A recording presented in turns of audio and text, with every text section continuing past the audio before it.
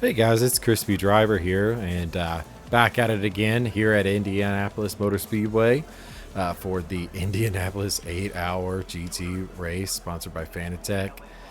This race was absolutely insane, and there is literally a ton of cars to cover. So didn't really do a lot of in-person talking, but I'm going to try to do a lot of voiceover for you guys so you get an idea of what's going on. So that first car there, of course, was a Dallara Indy car. Probably seen those on the racetrack. This car here will be the upcoming Corvette R. It's going to be new for the GT Racing Series. This thing is absolutely sick. The bodywork on it and so forth. I've seen a lot of C8s, but this one's sick. Yeah, GT3R, I should say. Yeah. As we zoom in here, you can see all the little specs and so forth. But this race, absolutely amazing. Couldn't believe all the different types of cars and stuff that were actually involved in this race, and I can't wait to show them all to you. This, of course, is the Audi. Thing looks absolutely sick. Got that crouch strike right there on the front. But anyways, I actually feel like I'm an insane person for actually inviting my wife to come with me, but she had a great time too. Believe it or not, guys, you can take your wives to a race, and they can actually have fun if you prepare a little bit. Look at this Mercedes here, of course. This thing is absolutely amazing. GT2 spec, of course. Super sick. So I don't watch a lot of GT racing myself, but having been to the 3-hour event, I was super excited to go to this 8-hour one. I knew it was going to be a lot longer, and there was going to be a lot more going on. Oh yeah, this car here. Couldn't even get close to it. I have no idea what it was because we never got close. These were the more civilian cars that we got to see. You can see me there in the reflection of my wife, in the reflection of the car there, rocking that Ferrari hoodie. Of course, that was a bit of a disappointing weekend for Ferrari, but you know, it's always a disappointing weekend for a Ferrari fan. Lots of Supras here. They had the normal GR spec, and then of course they had the race spec. Absolutely sick. Love the little dummy inside with the helmet on. But back to what I was saying, hadn't seen a lot of GT racing, haven't really been involved in a lot of it other than the 3-hour race. So, but having gone to the 3-hour race, I felt much more prepared to sit through an 8-hour race. So I was fully kitted out. We brought a cooler with lots of snacks and water. We brought ear protection that was capable of actually letting us listen to the race on our phones, which was really nice because we could actually keep up with the race from the broadcast on YouTube, which was really cool. So here in the beginning, we were just checking out the fan area, kind of similar to the 3-hour race. They had this nice little fan area set up with lots of cool cars. I believe that's the gosh, I can't remember the name of that car. But it is one of the racing schools that you can go and sit in that car, and they will, of course, talk to you about joining their schools. It's really nice. R35 Nismo. We'll get to see the that with the engine open a little later on. And then, of course, the new 400Z. Not really that impressive, to be honest. But I've seen worse cars, to be fair. A Nissan booth there had a little sim racing setup, but again, felt like if you waited in line to get into that, you would definitely not get to see the start of the race. So we moved on. Checked out these Mustangs. Some pretty cool Mustangs. I think that one's the GT4 Mustang. Yep, right there across the top. And then these guys pulled up and parked. I don't know if there was just like an event or something, or if they had some sort of pass. There's a nice Audi R8, Porsche, something.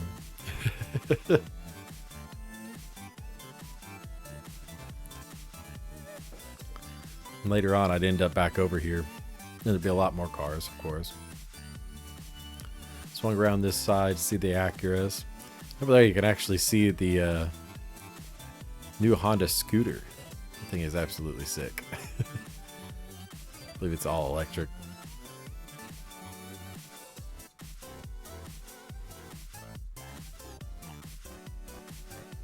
I love this livery of the Acuras. It's like the manga style. Makes it look like it's some straight out of Initial D. Just checking out the interior. All stripped down, of course. It's an actual spec race car.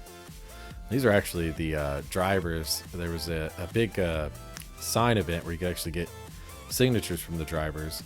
Having not really been super familiar with the series, I felt it would be unfair of me to stand in line and actually wait to get a signature for somebody I didn't actually know. So we went over and I think bought a hat and then went to find our seats. Best part of Indianapolis, of course, is being able to see down into all of these areas. Seeing the cars all parked up in the garages ahead of the race. Super, super cool. And I mean, you're in the thick of it. You're right behind the pit wall. So you can see cars getting pushed out, getting ready to go on track.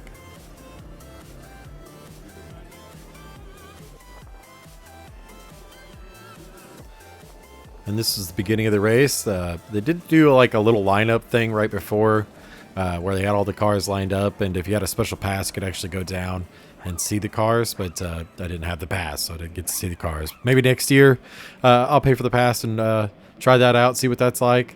But for now, I could see them pretty well from up top, and it was pretty neat to see all the different liveries, all the different colors. That is one cool thing about this series. It's like no cars, even if they're the same make and model, look the same. They're all very much different. So this is the formation as they're getting ready to start. Of course, this is using the Indy infield. Here we go, boys.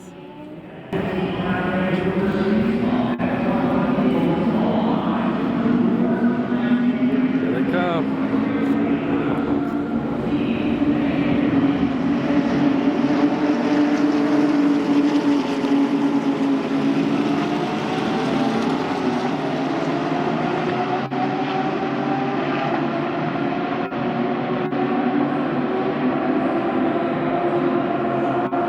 Oh, you got loose on the top. Getting bunched up.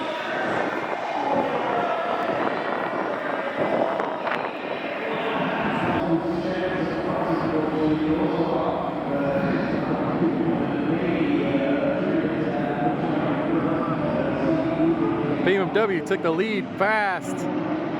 Hell yeah.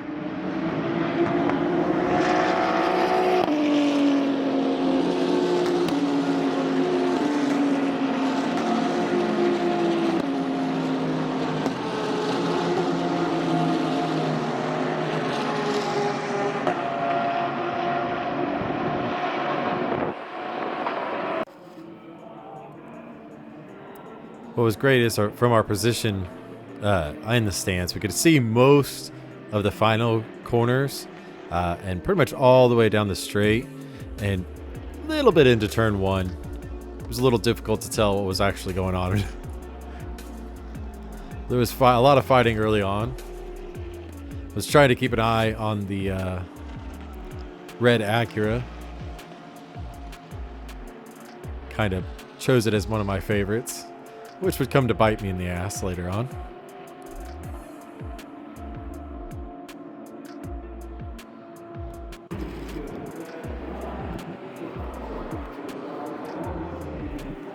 BMW just killing it.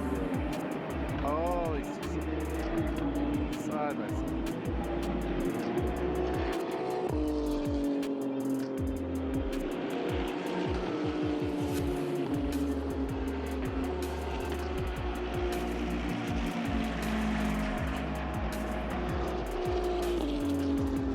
One of the best parts about this race was just literally how much fighting there was always going on track. This is actually one of the pit stops that I caught. Of course, they do a driver change. There was 3 drivers per team. And then I believe there was a minimum pit stop time. So Wasn't a huge rush to get everything done, but they definitely wanted to get it done before the pit stop time was done. They use pneumatic jacks in these cars, so they actually have a little hose that they plug into the back, lifts the car up, allows them to change the tires, and then when they're ready, they release that pressure that allows it to drop back down.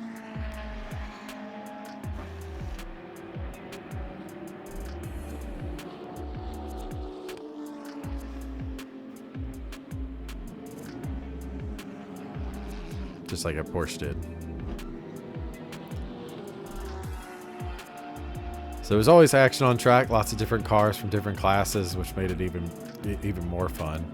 I did take a little break, however, to go back down to the fan area as I wanted to get another hat. And while I was down there, noticed another 400Z. And this beautiful, beautiful Lamborghini. Mercedes AMG. And another Lamborghini, of course. Wind was pretty bad that day. I believe that's another Lamborghini there in black. It is. And of course, there's that Audi and that Porsche from before, but yeah, these were definitely taking the show. And as I promised, got to see that handmade engine and that Nismo.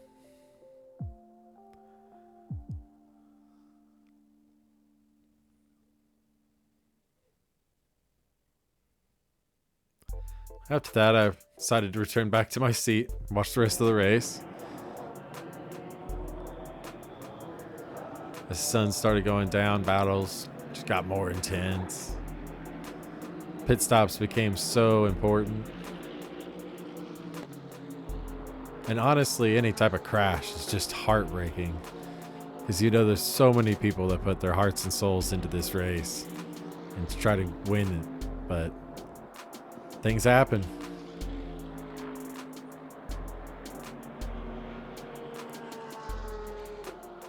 And at this point, I believe that the red Acura, this one, well, not that one, that's the Ferrari. The red Acura that I was cheering for had wrecked twice already. And I believe wrecks one more time. A total of 3 wrecks over the course of this entire race. So I'm not great at picking winners. Don't trust me on that.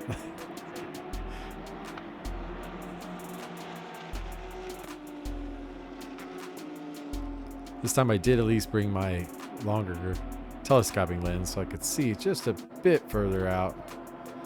Even from being on top of the, well, like the absolute top of the stands. As it started to actually get dark, the cars started turning their headlights on. They had like makeshift lights, as Indy doesn't actually have night races normally, so they don't have lights set up for the actual track. So those were all like temporary lights that they had set up just for this event. So it was really cool to be a part of that and to be a part of history at Indy. One of the first night races, especially GT races.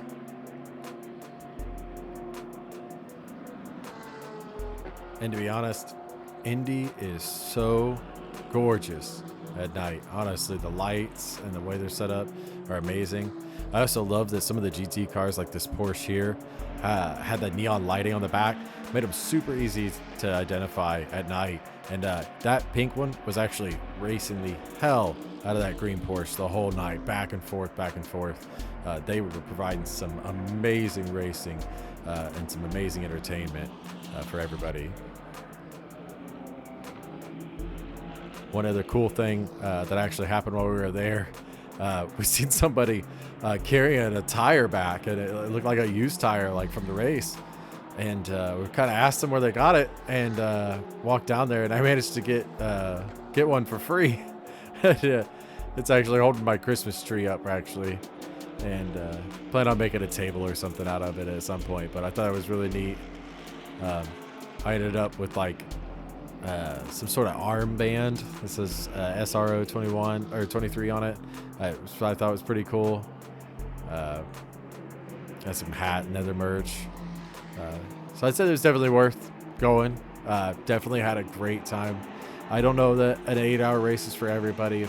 but I definitely would say if you're going to do it, be prepared. We brought our own seat cushions that have actual backs on them so you can lean into them. Brought lots of water, brought some snacks and stuff so we didn't have to buy anything at concessions. And overall, I'd say if you're well prepared, it can be an amazing time. And before we knew it, the race was over. The winners, of course, was the BMW. Unfortunately, not the orange one, but BMW all the same. An amazing race. I literally can't say it enough how much I enjoyed my time at the Indianapolis Motor Speedway for this.